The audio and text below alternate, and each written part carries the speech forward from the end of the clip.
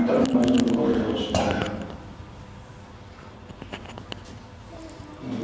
اپنی بات سمجھانے کے واسطے آپ کو پہلے ایک قصہ سناتا ہوں۔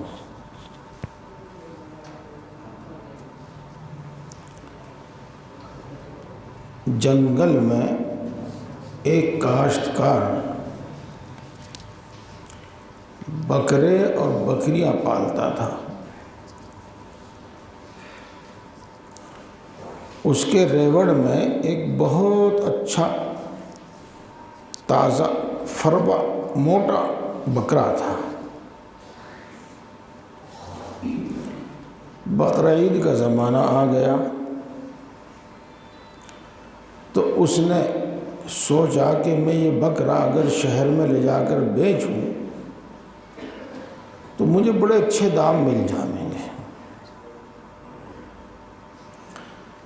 وہ اپنا بکرا لے کر چلا تو کچھ دور چلنے کے بعد اس کو ایک شرارتی آدمی کا سامنا ہوا۔ وہ شخص یہ چاہتا تھا کہ میں کسی طریقے سے اس کا یہ بکرا لے لوں اور فری میں لے لوں، مفت میں لے لوں۔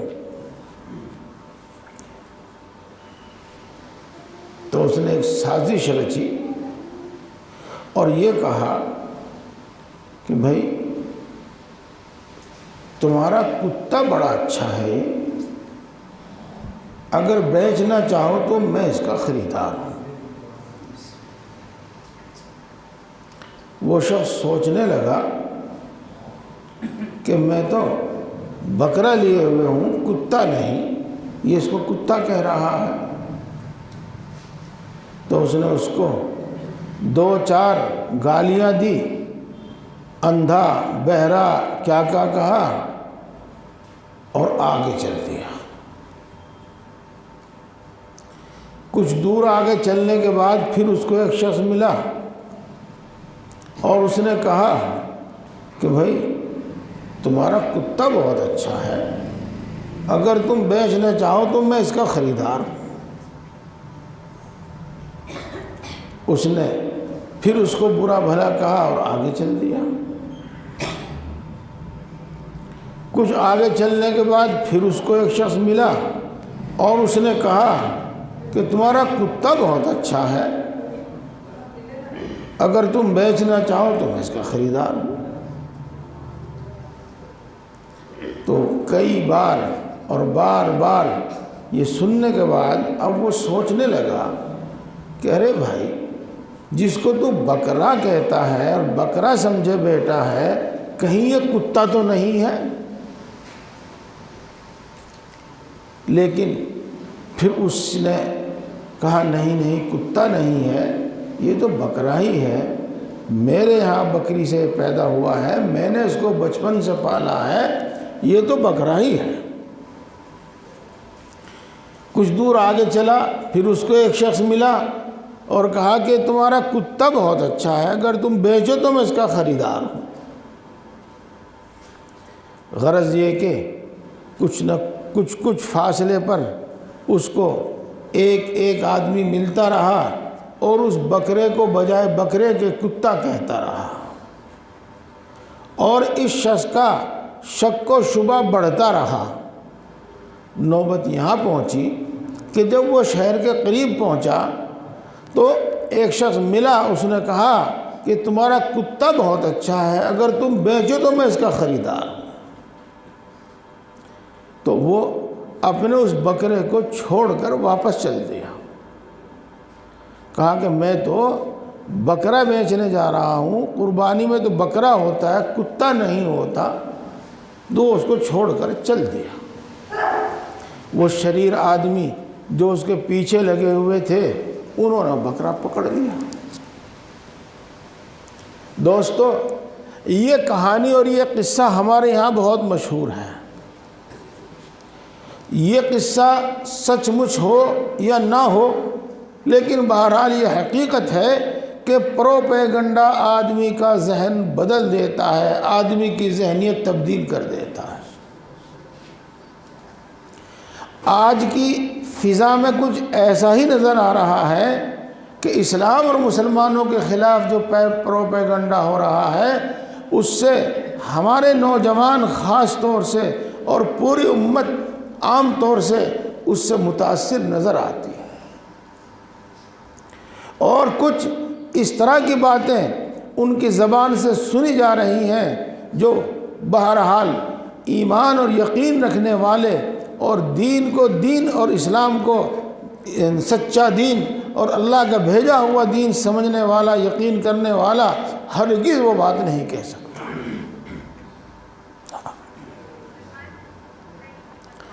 مثال کے طور پر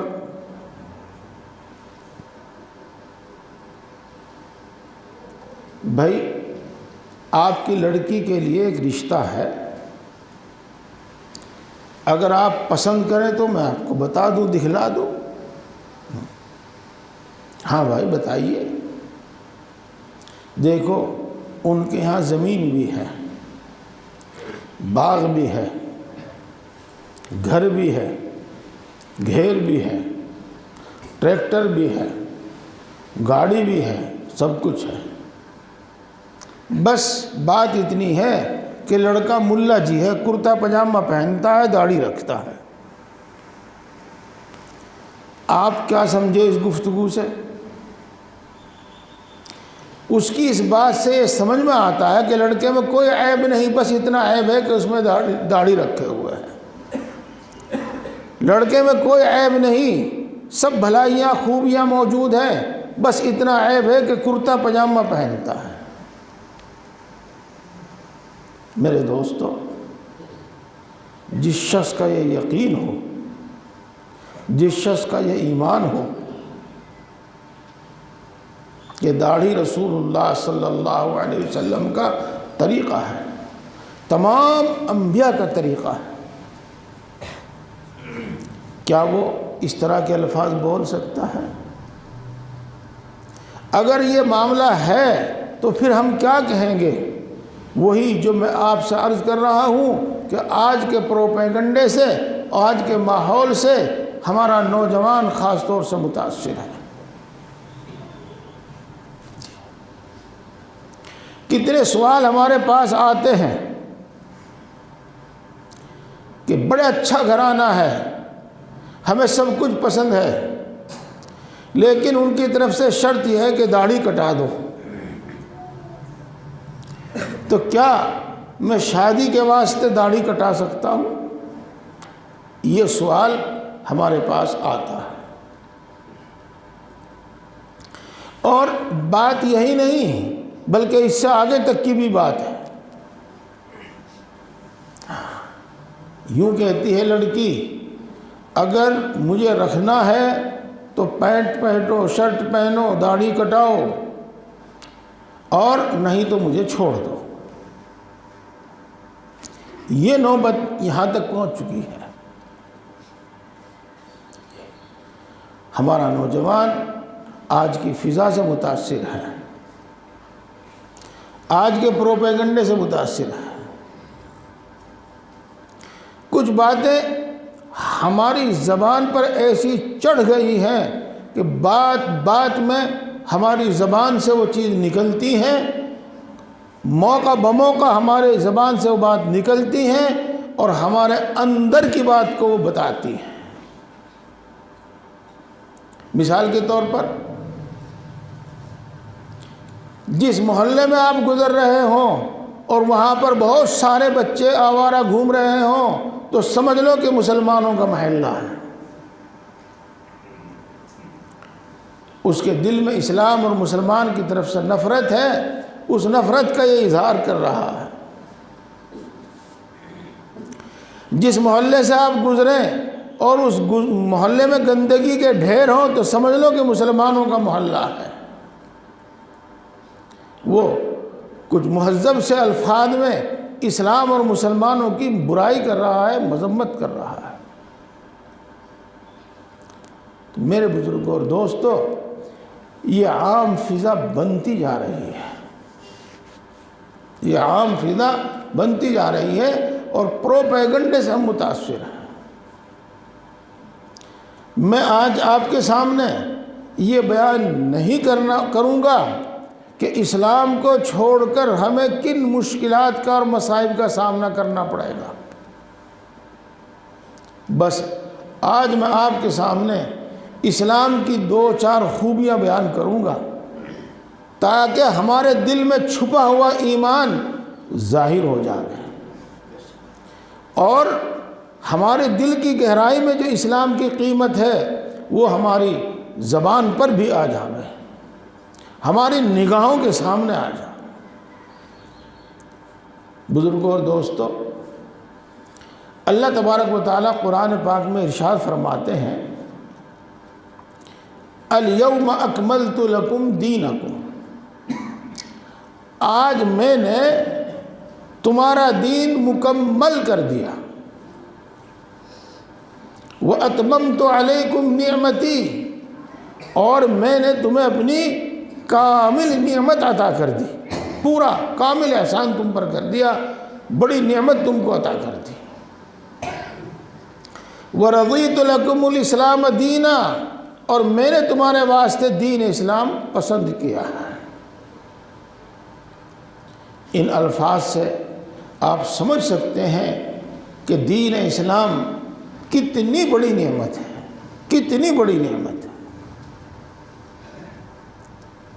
اس سے اللہ تبارک و تعالیٰ راضی ہوتا ہے، اس سے آدمی کی قبر جنت ہو جائے گی، اس سے ہمیشہ ہمیش کے لیے اللہ راضی ہوگا، اس سے جنت ملے گی، جنت کی نعمتیں ملیں گی، اس سے اللہ کا دیدار، اللہ کا قرب نصیب ہوگا۔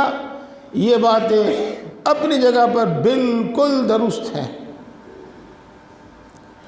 آج میں آپ کو یہ بتلانا چاہتا ہوں کہ اسلام پر عمل کرنے سے اس دنیا کے اور اس انسان کے اور انسانیت کے تمام مسائل حل ہو سکتے ہیں،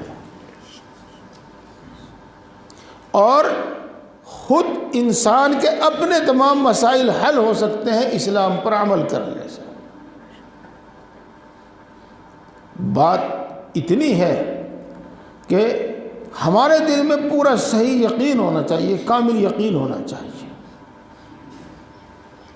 ہم ذلت کو عزت نہ سمجھ بیٹھیں، ہم تکلیف کو راحت نہ سمجھ بیٹھیں۔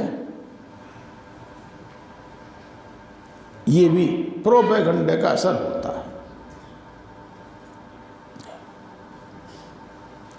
قصہ تو پرانا ہے لیکن بات سمجھانے کے واسطے آج بھی وہ نیا ہی ہے۔ افغانستان کا رہنے والا کبھی ہندوستان میں آیا اور ہندوستان میں بازار سے جب وہ گزر رہا تھا تو مٹھائیوں کی خوشبو اس کے ناک سے اس کے دل کو معطر کر رہی تھی، دماغ کو معطر کر رہی تھی۔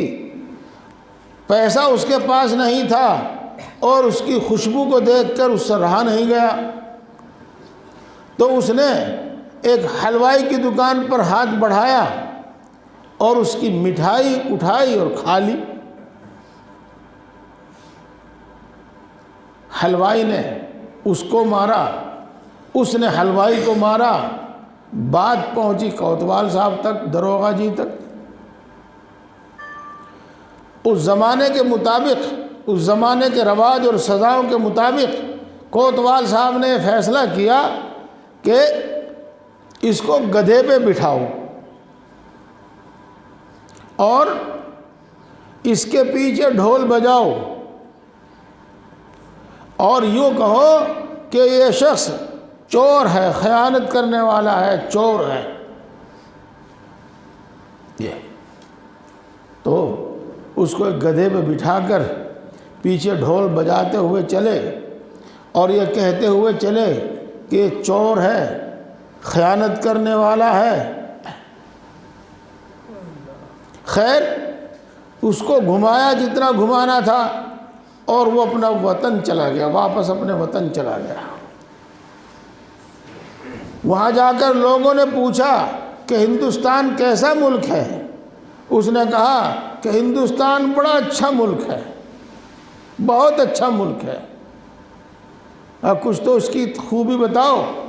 اس نے کہا کہ مٹھائی مفت، گدھے کی سواری مفت، اور ڈم ڈم مفت، سب مفت میں۔ اس نے اس ذلت کو اپنے واسطے عزت سمجھا۔ میرے دوستو، واقعہ میں نے آپ کے سامنے بیان کر دیا، کچھ رہنمائی میں نے آپ کے سامنے کر دی، اگلی بات آپ خود سمجھتے رہنا۔ جو کچھ میرے ذہن میں آئے گا انشاءاللہ کہیں کہیں میں بھی آپ کی رہنمائی کروں گا۔ میں آپ کو اسلام کی کچھ خوبی بتانا چاہتا ہوں، اور اس میں سے ایک خوبی جو قرآن، جو حدیث پاک کی روشنی میں آپ کے سامنے رکھوں، آپ اس کو دیکھیو، اس کو سمجھیو اور غور کریو۔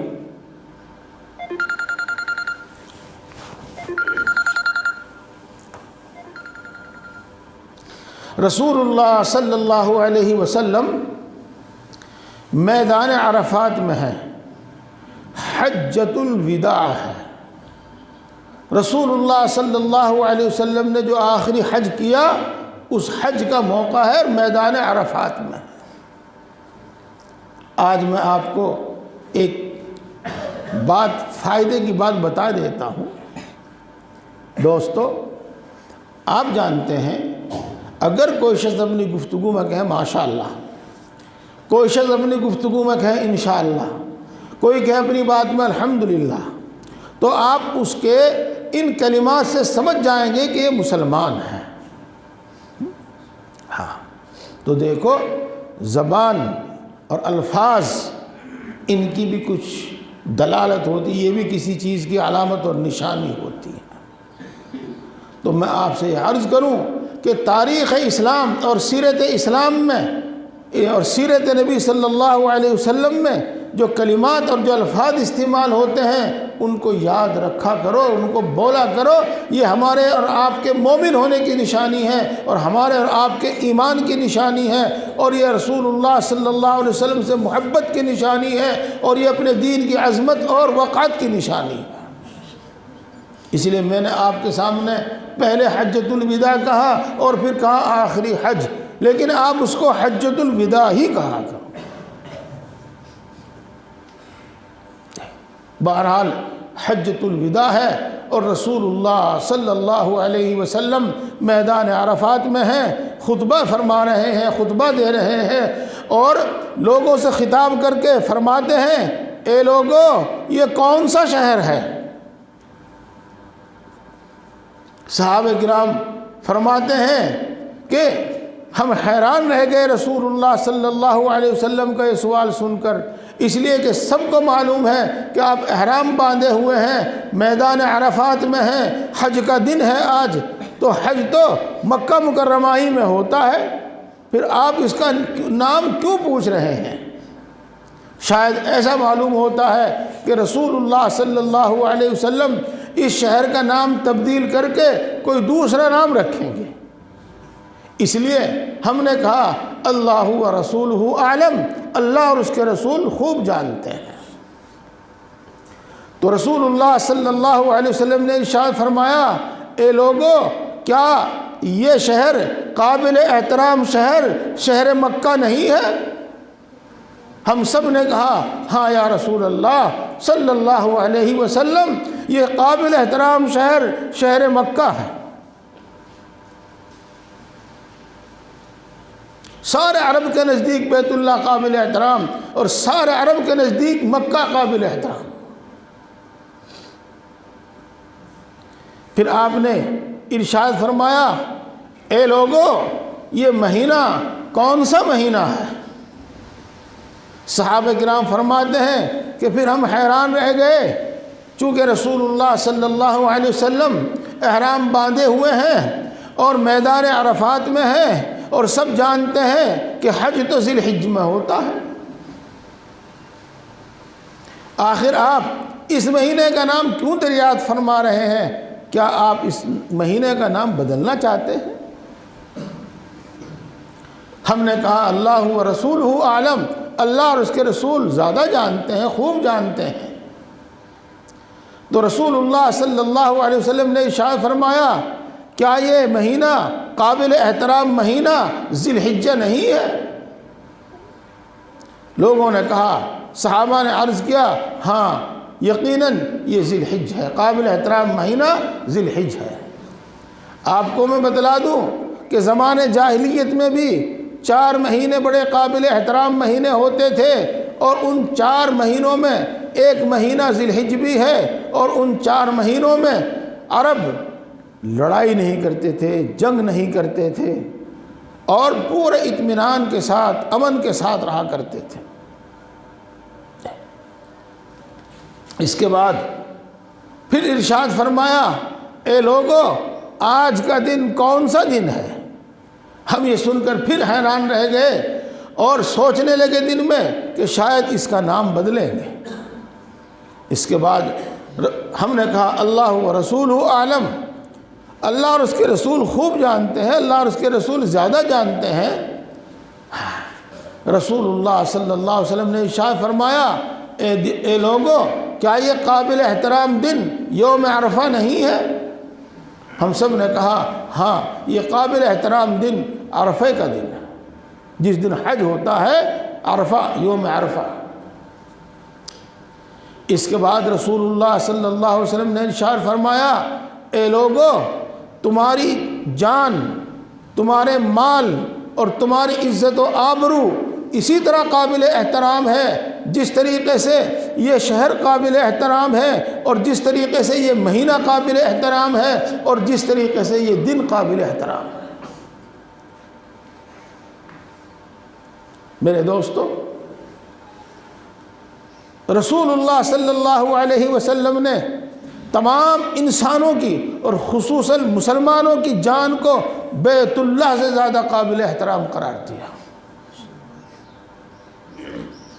میرے دوستو، اللہ کے رسول صلی اللہ علیہ وسلم نے تمام لوگوں کے مال کو بیت اللہ سے زیادہ قابل احترام قرار دیا، تمام لوگوں کی عزت و آبرو کو بیت اللہ سے زیادہ قابل احترام قرار دیا، جس کا مطلب یہ ہوتا ہے آج کی زبان میں، اپنی زبان میں ہم یہ کہہ سکتے ہیں کہ جس طریقے سے کوئی مومن بیت اللہ کو ٹچ نہیں کر سکتا، بیت اللہ کو نقصان نہیں پہنچا سکتا، یاد رکھو تم میں سے کوئی کسی کی جان کو نقصان نہ پہنچائے، یاد رکھو تم میں سے کوئی کسی کے مال کو نقصان نہ پہنچاوے، یاد رکھو تم میں سے کوئی کسی کی عزت و آبرو کو نقصان نہ پہنچاوے۔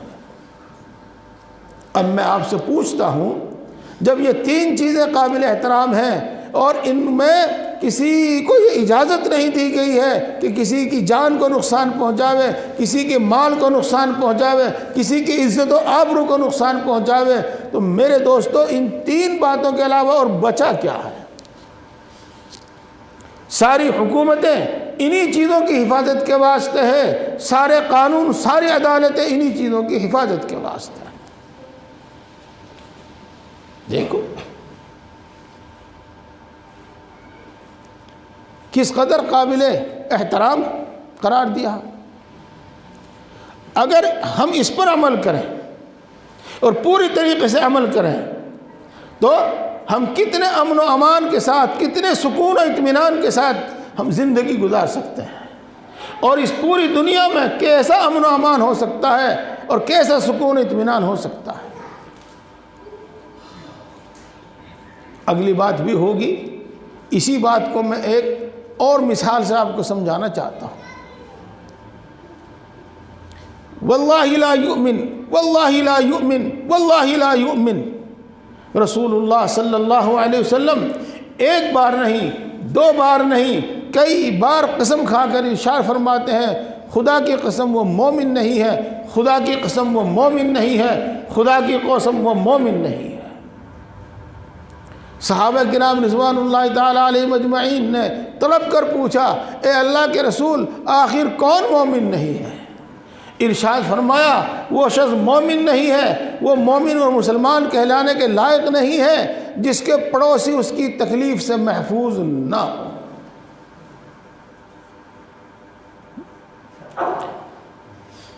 میرے دوستو، اس کی بھی تشریح کی ضرورت ہے، اس کو بھی تھوڑا سا کھول کر بیان کرنے کی ضرورت ہے۔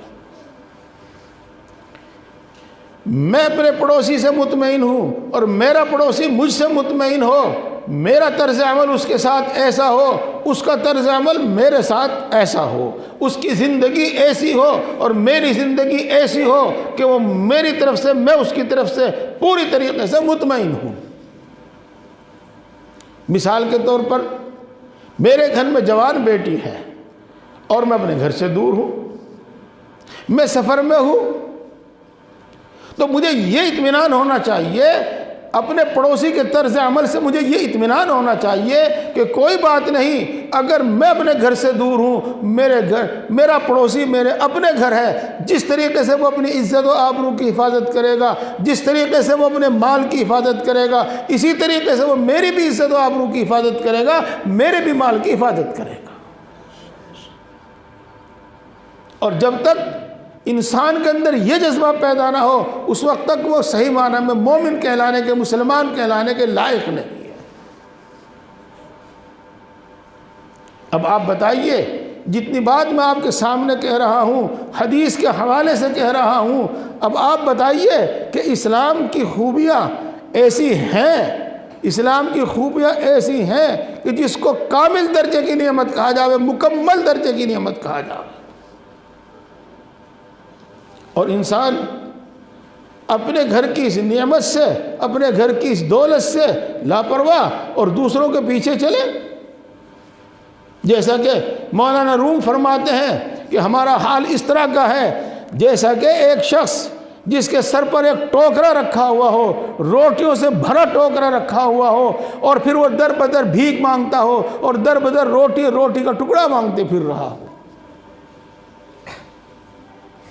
میرے دوستو، اسلام یقیناً ایسی ہی قیمتی چیز ہے، ایسی ہی دولت ہے اور ایسی ہی نعمت ہے، اور اس انسان کی اور اس دنیا کی واقعی ضرورت ہے۔ اسلام اس کی ضرورت ہے، انسانیت کی ضرورت ہے، اس دنیا کی ضرورت ہے۔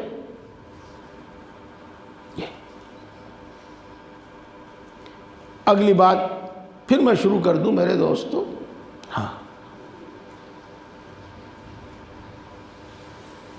دین اسلام، اسلام پر ایمان و یقین، یہ کوئی اندھ وشواس نہیں ہے،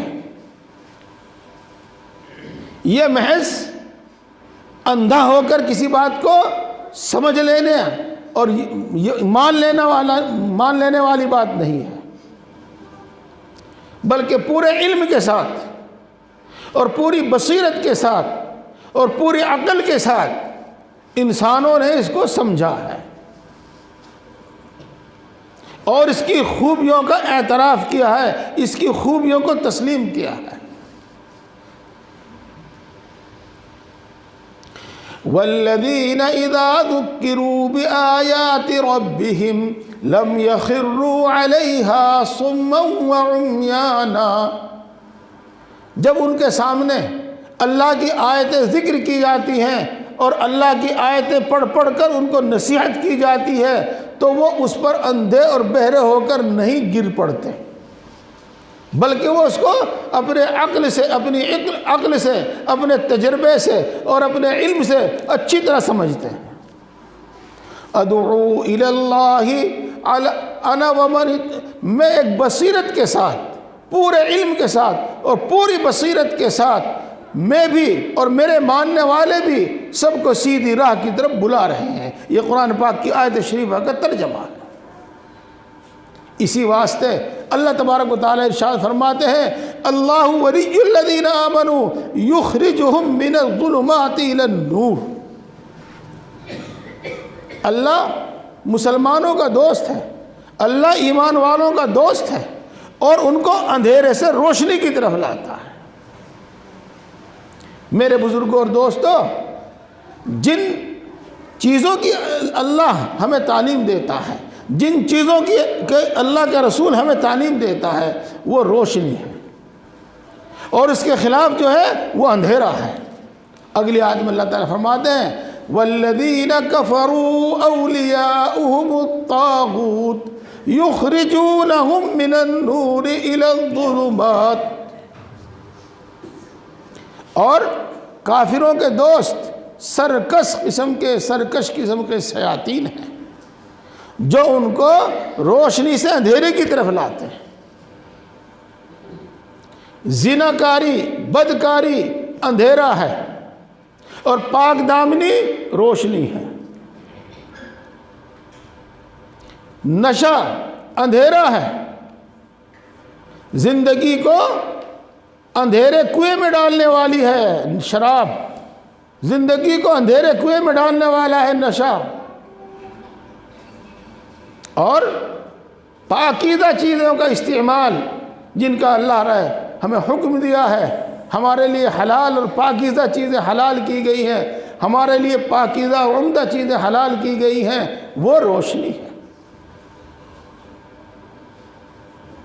سود اندھیرا ہے، حرام کا مال اندھیرا ہے، اور حلال طیب چیزیں وہ روشنی ہے۔ جھوٹ اندھیرا ہے اور سچ روشنی ہے۔ دھوکہ دینا اندھیرا ہے، امانت داری دیانت داری کے ساتھ کام کرنا یہ روشنی ہے۔ غرض جن چیزوں کی ہمیں تعلیم دی گئی ہے اور ہمیں تعلیم دی جاتی ہے وہ روشنی ہے، اور جن چیزوں سے ہمیں منع کیا جاتا ہے وہ اندھیرا ہے۔ اللہ کے رسول اور اللہ کے رسول صلی اللہ علیہ وسلم کے نائب ہم کو اس روشنی میں لانا چاہتے ہیں، اور کافر، شیطان اور دین اسلام کے دشمن ہم کو وہ اندھیرے کی طرف ڈھکیلنا چاہتے ہیں۔ یہ چند باتیں تو آپ کے سامنے آئی، لیکن ہم جانتے ہیں کہ اندھیرا کیا ہے اور ہم جانتے ہیں کہ روشنی کیا ہے۔ آپ سمجھیے، جب آپ کوئی راستہ طے کرتے ہیں، آپ چلتے ہیں، اگر روشنی ہو تو کتنی سہولت ہوتی ہے، کتنا امن ہوتا ہے، امان ہوتا ہے، دل مطمئن ہوتا ہے، اور اندھیرا ہو تو کتنی دشواری ہوتی ہے اور ہر طرف سے ڈر لگا ہوا ہوتا ہے۔ سامنے سے آ جاوے دشمن، سامنے سے آ جاوے درندہ، سامنے سے آ جاوے سانپ، تو ہمیں پتہ بھی نہیں چلے گا۔ وہ آگے سے پیچھے حملہ کر دے، پیچھے سے حملہ کر دے، دائیں سے حملہ کر دے، بائیں سے حملہ کر دے، ہمیں پتہ بھی نہیں چلے گا۔ گڈھا ہو تو ہمیں پتہ نہیں چلے گا، اور پتھر پڑا ہوا ہو اور ہم ٹھوکر لگے تو بھی ہمیں کچھ نظر نہیں آئے گا۔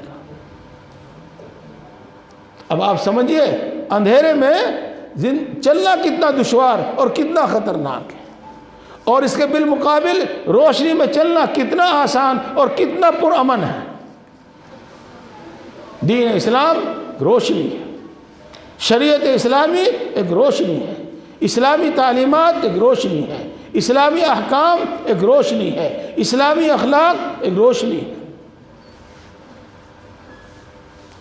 اس کے برخلاف اندھیرا ہے، دشواریوں سے بھرا ہوا ہے، خطرات سے بھرا ہوا ہے۔ میں نے حدیث پاک پڑھی آپ کے سامنے، الدین یسر لیس بعسر، دین آسان ہے، دین مشکل نہیں ہے۔ جی اللہ رب العزت نے اس کو قرآن پاک میں ایک مثال دے کر بتایا ہے، افمن یمشی مکبا علی وجہہ اہدی امن یمشی سویا علی صراط مستقیم۔ جو شخص اپنے چہرے کے بل گھسٹ کر، گھسٹنے کا مطلب سمجھتے ہیں آپ؟ ہاں ماشاءاللہ آپ کی زبان تو اردوی زبان ہے، گھسٹ کر چلتا ہے، کیا وہ اپنی منزل پر آسانی سے جلدی پہنچے گا، یا وہ شخص اپنی منزل پر آسانی سے جلدی پہنچے گا جو کھڑا ہو کر اپنے دونوں پاؤں سے چل رہا ہو؟ آپ سمجھ رہے ہیں پھر بھی میں آپ سے سوال کر رہا ہوں، بتائیے ذرا، جو شخص اوندے منہ گھسٹ گھسٹ کر چل رہا ہو، چھاتی کے بل سینے کے بل گھسٹ گھسٹ کر چل رہا ہو، وہ اپنی منزل پر آسانی سے جلدی پہنچے گا، یا وہ شخص جو سیدھا کھڑا ہو کر اپنے دونوں قدموں سے چل رہا ہو وہ اپنی منزل پر جلدی سے اور آسانی سے پہنچے گا؟ ظاہر بات ہے جو کھڑا ہو کر سیدھا چلے گا اور سیدھے راستے پر چلے گا وہ منزل پر بڑی آسانی سے پہنچے گا اور جلدی پہنچے گا۔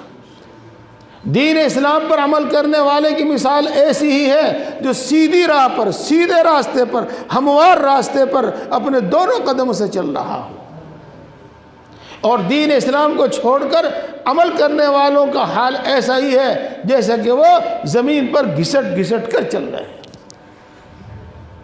میرے دوستو، ہم جتنے حصے پر بھی ہم عمل کرتے ہیں ہم اس کا فائدہ اٹھا رہے ہیں، اور ہمیں یہ معلوم نہیں ہے کہ اسلام کو چھوڑ کر زندگی گزارنے والے اور اپنے اپنے مذہب جو کہ گھڑے ہوئے مذہب ہیں ان پر عمل کرنے والے اس دنیا میں کیسا عذاب اور کیسی تکلیفیں محسوس کر رہے ہیں۔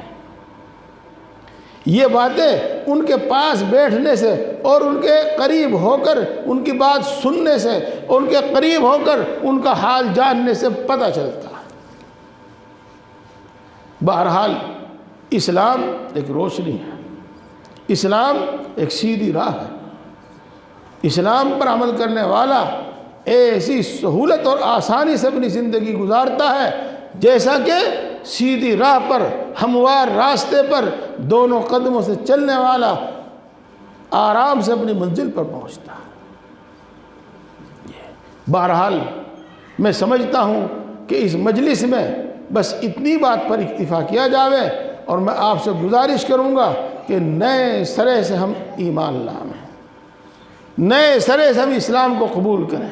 نئے سرے سے اسلام کو قبول کرنے کا مطلب اور نئے سرے سے ایمان لانے کا مطلب یہ ہے کہ ہم یہ عہد کریں کہ انشاءاللہ العزیز، انشاءاللہ العزیز تمام رسموں کو چھوڑ کر، تمام بدعتوں کو چھوڑ کر، تمام برائیوں کو چھوڑ کر ہم پکے سچے مسلمان بن کر اسی دین پر عمل کریں گے جو دین ہمیں اللہ کے رسول صلی اللہ علیہ وسلم دے کر گئے ہیں، جو دین ہے رسول اللہ صلی اللہ علیہ وسلم ہمارے واسطے چھوڑ کر گئے ہیں، اور جس طریقے سے صحابہ کرام رضوان اللہ تعالیٰ علیہ مجمعین نے خالص دین پر عمل کیا ہے ہم انہی پر عمل کریں گے۔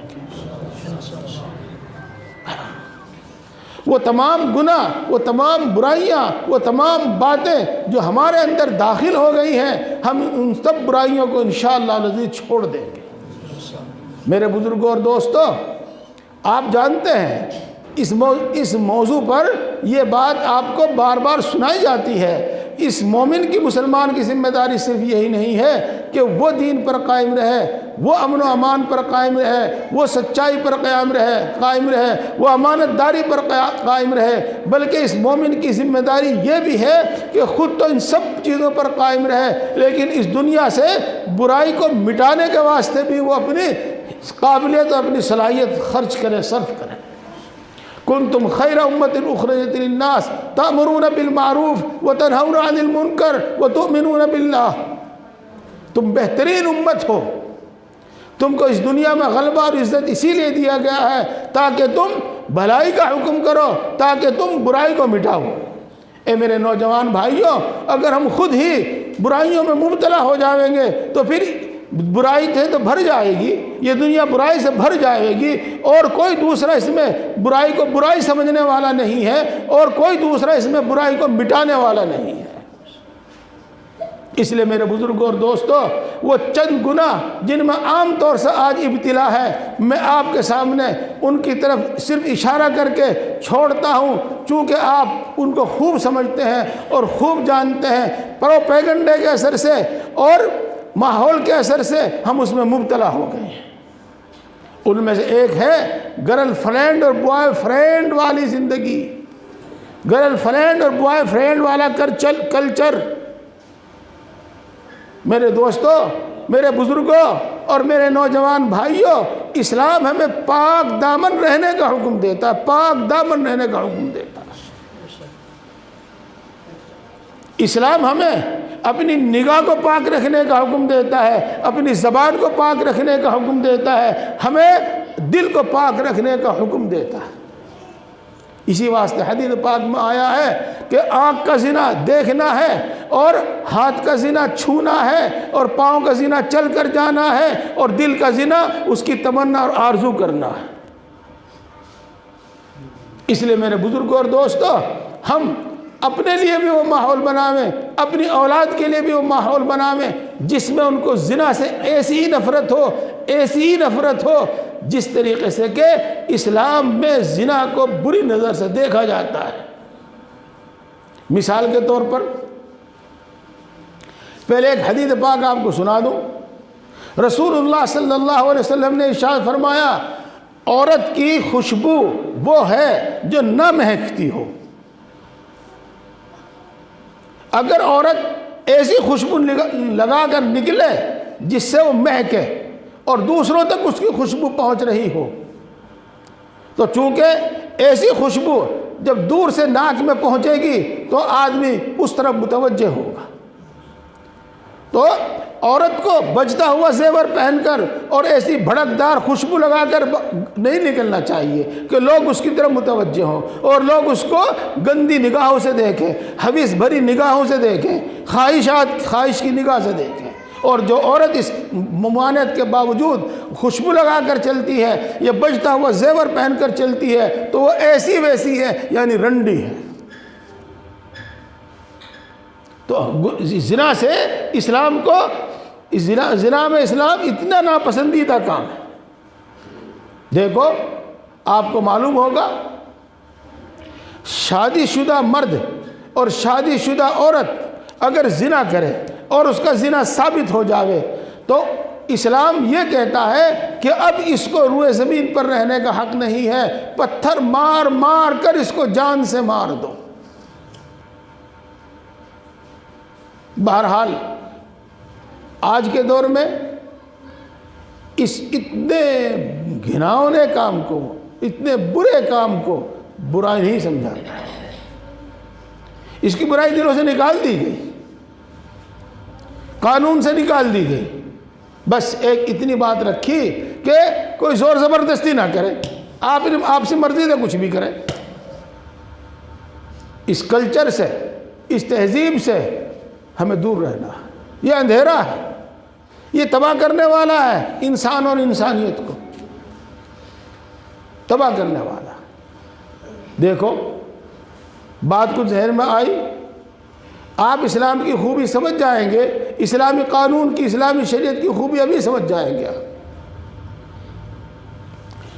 آج کی گفتگو میں ہی، آج کی زبان میں ہی گفتگو کی جائے، ایک لڑکا ایک لڑکی آپس میں دونوں ایک دوسرے کو پسند کرتے ہیں۔ اب حکم کیا ہے؟ حکم یہ ہے کہ دونوں نکاح کرو، دونوں آپس میں ایک معاہدہ کرو کہ ہم ہمیشہ ساتھ رہیں گے، اور یہ معاہدہ مجمع عام میں ہو، اور قانونی طور پر کم سے کم 2 گواہ ہوں۔ جب مجمع عام میں ہوگا، جب کم سے کم 2 گواہ ہوں گے تو کل کو لڑکی یہ نہیں کہہ سکتی کہ اس نے میری عزت لوٹ لی، اس نے میرے ساتھ زور زبردستی کی ہے۔ کہہ سکتی ہے؟ نہیں۔ اس کی بات کو رد کرنے والے، جھٹلانے والے سینکڑوں آدمی موجود ہوں گے۔ وہ آج کا کلچر، دونوں ساتھ رہتے ہیں، کچھ بھی کہیے آپ اس کو، اور چند دن کے بعد لڑکی دعویٰ کرتی ہے کہ اس نے میری عصمت لوٹ لی ہے، میری عزت لوٹ لی ہے۔ اور کمال کی بات تو یہ ہے کہ آج کی عدالتیں بھی اس کا مقدمہ قبول کر کے اور اس پر کارروائی شروع کرتی ہے، سزا سنا دیتی ہے۔ آپ بتائیے تو صحیح، پہلے اس کو ریلیشن شپ کیا کہتے ہیں، اس کی اجازت دی جاتی ہے، اور پھر جب لڑکی مقدمہ کرتی ہے تو اس مقدمے کو قبول بھی کر لیا جاتا ہے، مقدمہ بھی چلا لیا جاتا ہے، اور سن بھی لیا جاتا ہے، اور سزا بھی سنا دی جاتی ہے۔ سمجھیے تو آپ، سوچیے تو آپ، یہ چیز ہے، یہ چیز ہے۔ مثال کے طور پر نشہ ہے۔ رسول اللہ صلی اللہ علیہ وسلم نے ارشاد فرمایا، کہ ایک گلاس اور ایک گھونٹ دونوں برابر ہیں، بلکہ صحیح بات تو یہ ہے کہ ایک قطرہ اور ایک گلاس دونوں برابر ہیں۔ کیوں؟ رسول اللہ صلی اللہ علیہ وسلم انسانی فطرت کو بھی جانتے ہیں، رسول اللہ صلی اللہ علیہ وسلم اس شراب کی خاصیت کو بھی جانتے ہیں۔ وہ یہ جانتے ہیں کہ جو شخص آج ایک گھونٹ پیے گا کل کو وہ ایک گلاس پیوے گا، اور جو کل کو ایک گلاس پیوے گا ایک وقت وہ آئے گا کہ اس کی حوث ہی پوری نہیں ہوگی۔ اس واسطے ایک گھونٹ بلکہ ایک قطرہ بھی اس کا حرام قرار دے دیا گیا۔ اور جو اس طرح کے معاملہ کرتے ہیں کہ پی لو، اپنے گھر میں بیٹھ کے پی لو، پی لو اپنی نجی زندگی میں پی لو، ڈرائیوری کرتے ہوئے نہ پیو، سرکاری ڈیوٹی پر نہ پیو۔ میرے دوستو، وہ نہ انسانی طبیعت سے واقف ہیں اور نہ ہی وہ شراب کی خاصیت سے واقف ہیں۔ اسی واسطے آپ دیکھتے ہوں گے خاص طور سے شہروں کے اندر گلیوں کا کیا حال ہوتا ہے، سڑکوں پر کیا حال ہوتا ہے۔ آج وہ خبریں جو ہم کبھی نہیں سنا کرتے تھے، سوشل میڈیا کے ذریعے ہمیں وہ سب باتیں، برائیاں سامنے آ رہی ہیں، ظاہر ہو رہی ہیں۔ باپ بیٹے کو قتل کر رہا ہے نشے میں، اور بیٹا باپ کو قتل کر رہا ہے نشے میں، بیٹا ماں کو ننگی کر رہا ہے نشے میں، اور طلاق دے رہا ہے نشے میں۔ یہ کتنی برائیاں، جھگڑا کر رہا ہے نشے میں۔ ان برائیوں سے اہل دنیا واقف نہیں ہے، ان کو یہ نظر نہیں آتی نظر۔ صحیح بات تو یہ ہے کہ اس انسان کا ہمدرد اللہ سے زیادہ کوئی نہیں ہے، اس انسان کا ہمدرد اللہ کے رسول صلی اللہ علیہ وسلم سے زیادہ کوئی نہیں ہے۔ اس واسطے اس نے ان تمام باتوں سے منع کیا ہے جو اس کے واسطے نقصان دینے والی ہے، اس کو ان تمام باتوں کا حکم دیا ہے جو اس کے لیے راحت اور آسانی پیدا کرنے والی ہے۔ میں نے آپ کو یہ چند مثالیں آپ کے سامنے دی ہیں اسی واسطے تاکہ اسلام کی عظمت، اسلام کی محبت ہمارے دل میں ہو، اور ہم یہ عہد کریں کہ انشاءاللہ العزیز ہم اسلام کے مطابق زندگی گزاریں گے۔ میرے دوستو، چلتے چلتے ایک بات اور میں سنائی دیتا ہوں، ایک بات اور سنائی دیتا ہوں میں، اور ذرا صبر سے تحمل سے سننا، صبر سے اور تحمل سے سننا۔ میرے دوستو اور میرے بزرگوں، آج ہمیں شکوہ ہے کہ ہماری کوئی ویلیو نہیں ہے، ہماری کوئی عزت اور مقام نہیں ہے۔ آج ہمیں شکوہ ہے کہ ہمارے مذہب کی کوئی ویلیو نہیں ہے، ہمارے مذہب کا کوئی احترام نہیں ہے۔ یہ شکوہ ہے ہم کو۔ میں آپ سے پوچھتا ہوں، اس میں قصور کس کا ہے؟ اس میں قصور کس کا ہے؟ جب ہم خود اپنے طور پر اپنے دین کی دھجیاں اڑا رہے ہوں، جب ہمارے عمل سے یہ بات ثابت ہو رہی ہو کہ ان کے دل میں ان کے دین کی کوئی عظمت نہیں ہے، ان کے دل میں خود اپنے دین کی کوئی قیمت نہیں ہے، تو میرے دوستو دوسروں کے دل میں اس کی عظمت اور قیمت کیسے ہو جائے گی؟ یہ آج اگر ہمارا ڈاکٹر داڑھی اور ٹوپی کے ساتھ اپنی کلینک میں بیٹھا ہو، اپنے نرسنگ ہوم میں بیٹھا ہو، تو بتاؤ اسلام کی اور مسلمانوں کی عزت بڑھے گی کہ گھٹے گی؟ آج ہمارا ایک نوجوان جب پولیس میں موجود ہو اور وہ اپنی داڑھی کے ساتھ موجود ہو، تو بتاؤ کیا مسلمان کی عزت بڑھے گی گھٹے گی؟ اسی طریقے سے جب عدالت میں ایک مسلمان پوری داڑھی کے ساتھ بیٹھا ہوا فیصلہ کر رہا ہو تو اسلام اور مسلمانوں کی عزت بڑھے گی۔ آج ہم اپنے ہاتھوں اپنی رسوائی کا سامان کر رہے ہیں۔ میرے دوستو، جب یہ بات آئی گئی ہے تو میں آپ سے عرض کر دوں کہ داڑھی کے سلسلے میں ہمیں ایک غلط فہمی ہے، اور وہ یہ ہے کہ یہ سمجھتے ہیں کہ داڑھی سنت ہے، اور سنت کا مطلب یہ لے لیا کہ رکھو جب ٹھیک اور نہ رکھو جب ٹھیک، رکھ لو تو اچھا ہے اور نہ رکھو تو کوئی گناہ نہیں ہے، یہ مطلب لے لیا ہے۔ میرے دوستو، ہاں سنت کے ایک معنی یہ بھی ہیں، سنت کا ایک مطلب یہ بھی ہے، لیکن سنت کے اور دوسرے مطلب بھی ہیں۔ سنت کا یہاں مطلب یہ ہے کہ سنت سنت، داڑھی، یہ تمام انبیاء کرام علیہ السلام کا طریقہ رہا ہے۔ حضرت آدم علیہ السلام سے لے کر آخری نبی حضرت محمد مصطفیٰ صلی اللہ علیہ وسلم تک ہر نبی نے داڑھی رکھی ہے، ہر نبی نے داڑھی رکھی ہے۔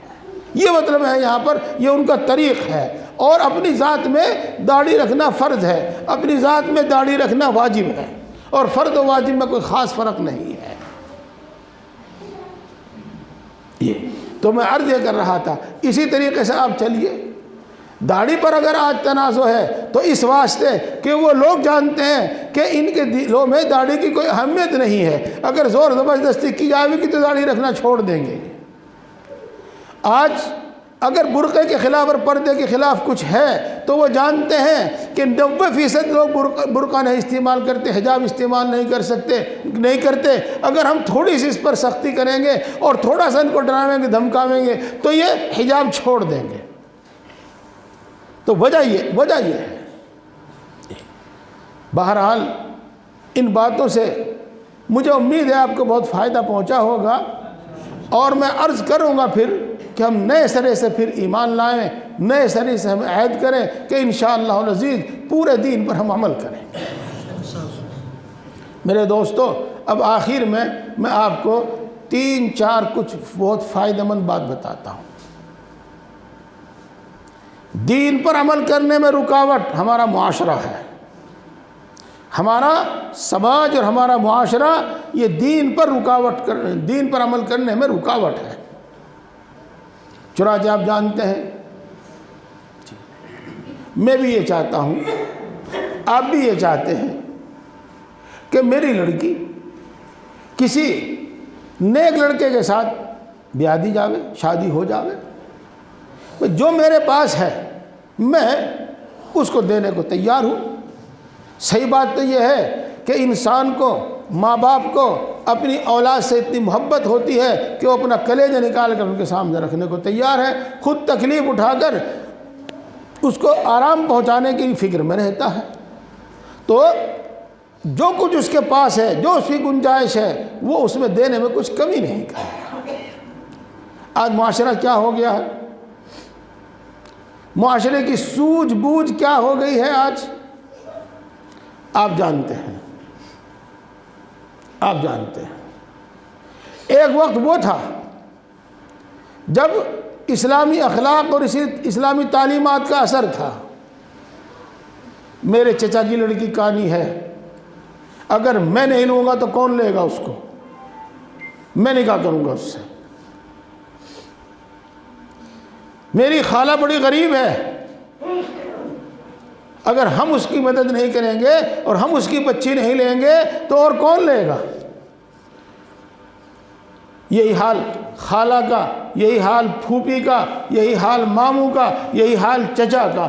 یہی ایک ہمدردی تھی، زندگی کتنی آسان تھی۔ اب دشواری کہاں سے پیدا ہو رہی ہے؟ معاشرے سے۔ آج کا نوجوان ہوس کا شکار، لمبی بھی ہونی چاہیے، گوری بھی ہونی چاہیے، اور گریجویٹ بھی ہونی چاہیے، اور اس کی جاب بھی ہونی چاہیے، اور اس کے ساتھ ڈھیر سارا جہیز بھی ہونا چاہیے، اور 4 ویلر بھی میرے لیے ہونی چاہیے، بلکہ اس کے ساتھ ساتھ میرے پاس میرے کچھ لاکھ روپے بھی ہونے چاہیے میرے کاروبار کے واسطے۔ تو دشواری کس نے پیدا کی؟ ہمارے معاشرے نے پیدا کی، ہمارے سماج نے پیدا کی۔ اسی طریقے سے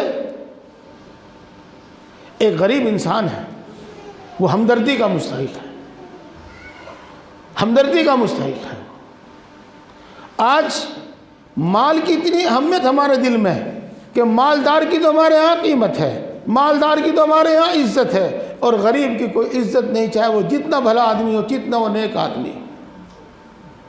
یہ معاشرے کی خرابی ہے۔ تو معاشرہ بگڑا، اور اس کی وجہ سے ہمیں دشواریاں پیش آئی، اس کی وجہ سے ہم نے دین چھوڑا، اور بہت ساری چیزیں ہم معاشرے کے دباؤ میں اور معاشرے کی وجہ سے خلاف دین اختیار کرتے ہیں۔ اور دوسری چیز میرے دوستو، شیطان ہے، جو ہمارے دل میں برے برے خیالات پیدا کرتا ہے، اور بظاہر ہم یہ سمجھتے ہیں کہ بڑی ہوشیاری کی باتیں ہیں، بڑی عقل مندی کی باتیں ہیں، اور ہم ان باتوں کو لے لیتے ہیں۔ ارے دیکھا وہ فلاں ہے نا، کتنے دنوں سے سروس پہ ہے، بس آج تک وہیں ہے جہاں رہ رہا تھا، جہاں تھا وہیں کا وہیں ہے وہ۔ اور وہ فلانے کو بھی دیکھا، اس کی سروس کو 5-4 سال ہوئے، کتنا شاندار مکان بنایا، بس بات اتنی ہے کہ اس کی اوپر کی آمدنی بہت ہے۔